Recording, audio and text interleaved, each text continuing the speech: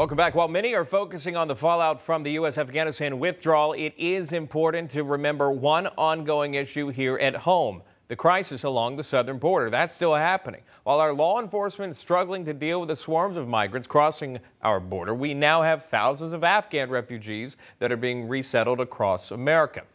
Joining us now to discuss all of this is Pinal County, Arizona Sheriff Mark Lamb is joining us. Also, the former head of the Arizona National Guard and retired U.S. Air Force Major General Mick McGuire. Reverse the two. That's who they are. All right, Sheriff, I'll start with you first and foremost, if I can.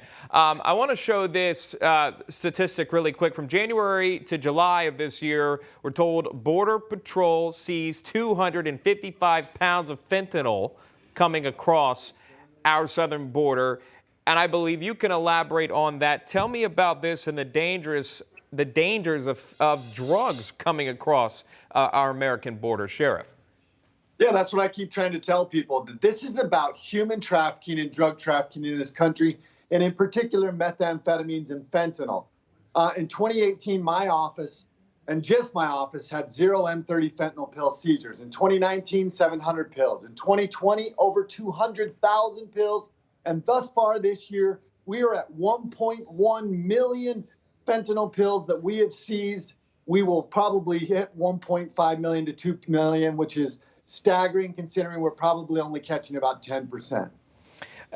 Major General Mick McGuire, I'll ask you to respond to that. Are you hearing reports of that, and how do you combat that?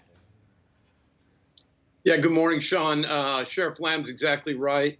When we ran the Counter Narcotics Task Force in support of Sheriff Lamb and 30 other law enforcement, federal, county, and local, we had not seen any fentanyl interdiction until 2016. I retired in March, last of March, April 10th of this year, and we saw the #1 apprehension in the first quarter by street value was fentanyl. Sheriff Lamb is right, and 10%, 20%. Just a huge amount getting through. And I tell moms out there, experimental drug usage today could be a one-time trip.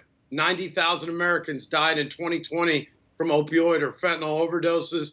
That's 750 infantry battalions. People need to think about that, and we need to close the border.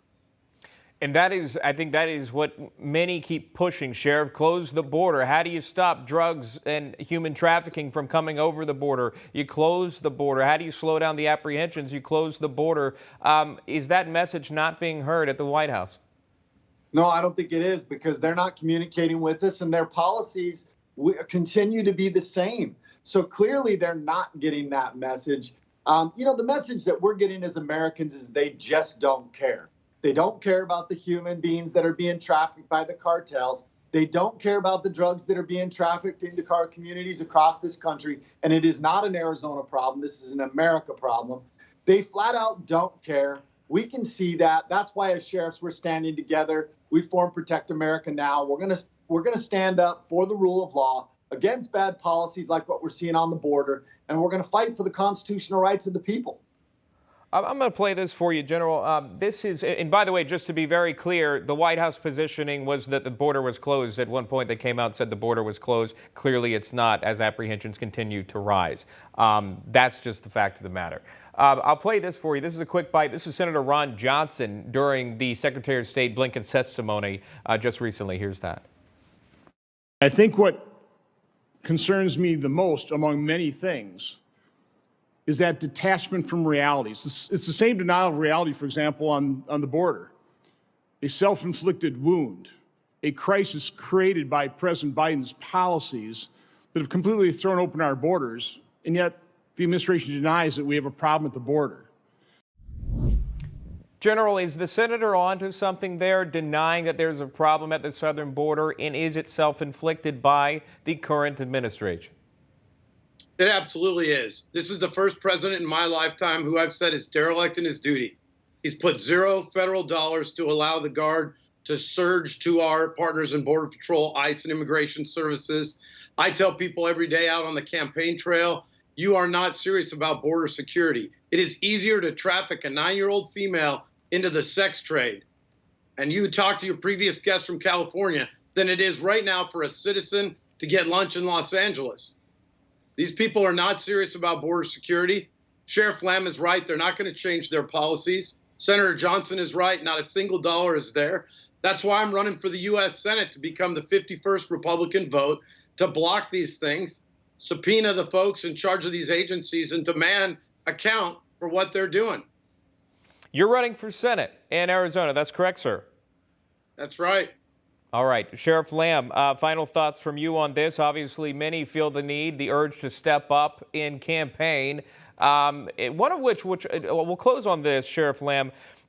President Biden, Vice President Kamala Harris, just about everyone you can find stumping in California for Gavin Newsom, as if this was more important than what's happening at the southern border, or perhaps you can visit both and try to clean up some of the issues. But it seems as politics were the only issue top of mind of this administration as of recent.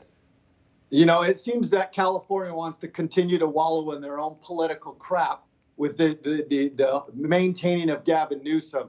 But the rest of America should take note that our politician, amongst all the crisis that we had going on, Kamala Harris and Biden thought it was most important to go to California to stump for Gavin Newsom.